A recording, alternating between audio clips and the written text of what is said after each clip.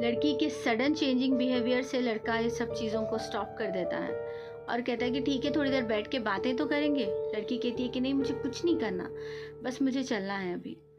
और वो ज़िद करने लगती है। लड़की के बहुत ज़्यादा ज़िद करने पे लड़का उसे ले जाके वहीं पे छोड़ देता है जहाँ से उसने उसे पिक किया था, और लड़की दौड़ी दौड़ी अपने घर अपनी बहनों के पास वापस आ जाती है और एक अजीब सी गुमसुम सी हालत में होती है। वो सोचती है कि ये क्या हुआ, क्यों हुआ मेरे साथ, ऐसा होना सही था क्या, मैंने सही किया क्या, ये ऐसा करना मेरे लिए सही था। वो अपने एक अलग ही कश्मकश में जूझती रहती है। उसकी सिस्टर पूछती है क्या हुआ, मिला ही तुम अपने फ्रेंड से।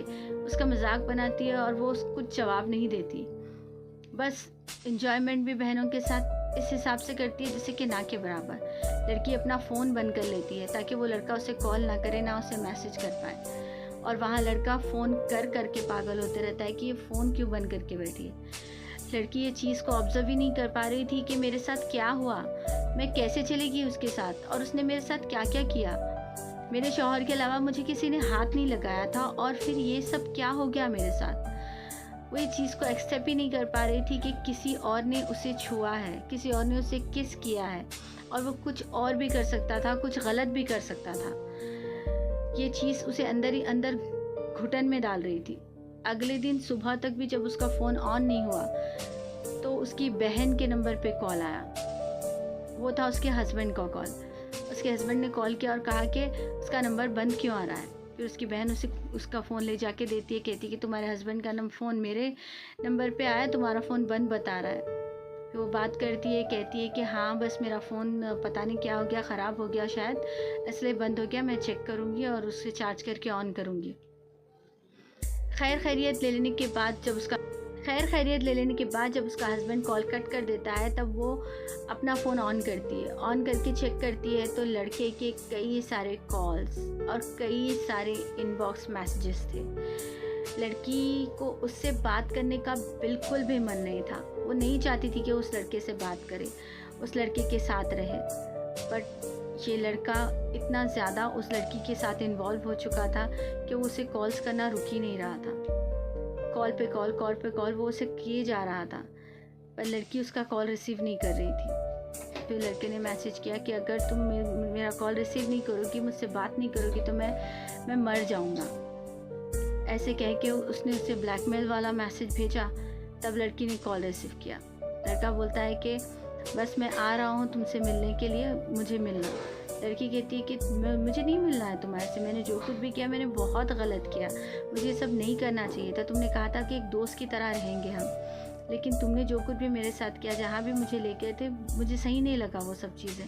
लड़का कहता है कि ठीक है, हाँ ना, हो गई गलती, जाने दो, अब माफ़ कर दो, एक बार तो मिलो, ठीक है, आखिरी बार समझ के मिल लेना, मेरी आखिरी ख्वाहिश समझ के मिल लेना, मैं आ रहा हूँ। वो लड़की से फिर मिलने के लिए आता है, उससे कॉल्स करता है, बोलता है कि मैं ठहरा हूँ, जल्दी आओ। लड़की फिर उससे मिलने जाती है। शायद ये उसकी दूसरी गलती थी जो वो उससे फिर मिलने गई। उसे नहीं जाना चाहिए था, लेकिन फिर भी वो मजबूरी में चली गई।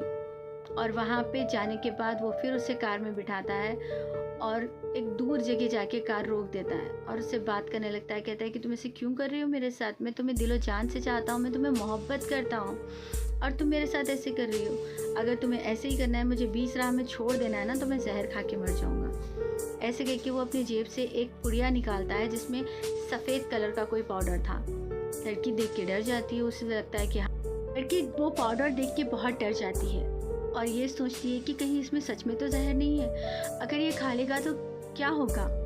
ये वो सोच ही रही होती है। वो लड़का जहर की पुड़िया अपने मुंह में डाल लेता है और कहता है कि मैं मर जाऊंगा तेरे बगैर, देख तेरे सामने तेरी बाहों में दम तोड़ रहा हूँ।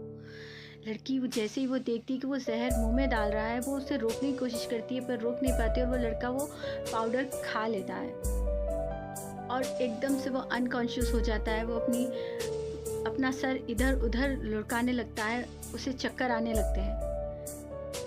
लड़की ये देख के बहुत ज़्यादा परेशान हो जाती है, रोने लगती है, तड़पने लगती है, चीख चीख के कहती है कि तुमने ये क्या किया, तुमने ये क्यों किया, किस लिए किया। लड़का कहता है कि मैं तुम्हारे लिए, तुम्हारे खातिर, तुम्हारी मोहब्बत में मैंने अपनी जान दे दी, मैं मजाक कर रहा समझ रही थी ना तुम, देखो मैं सच में मर रहा हूँ। लड़की रो रो के कहती है कि मैं भी तुमसे मोहब्बत करती हूँ, इतनी ज़्यादा मोहब्बत करती हूँ कि तुम्हारे बगैर रह नहीं सकती, तुम्हारे बगैर रह नहीं पा रही हूँ।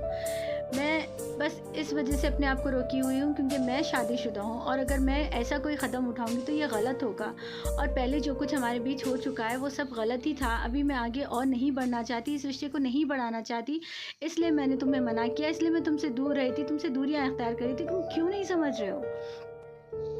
लड़की के ये अल्फाज सुन के लड़का और ज़्यादा अपने आप में बेहोशी की एक्टिंग करता है, और लड़की सोचती है कि उसे कुछ हो रहा है, और वो कस के उसे गले लगाती है उसी कार में, और कहती है कि मैं तुमसे मोहब्बत करती हूँ, मैं बेहद मोहब्बत करती हूँ, मैं नहीं रह सकती तुम्हारे बगैर, तुम मुझे ऐसे छोड़ के नहीं जा सकते, तुम मेरी लाइफ में एक अलग इंसान बन के आए हो, मेरी लाइफ को एक अलग रुख दिया है, तुम मुझे ऐसे छोड़ के नहीं जा सकते, मैं भी तुमसे बेपनाह मोहब्बत करती हूँ।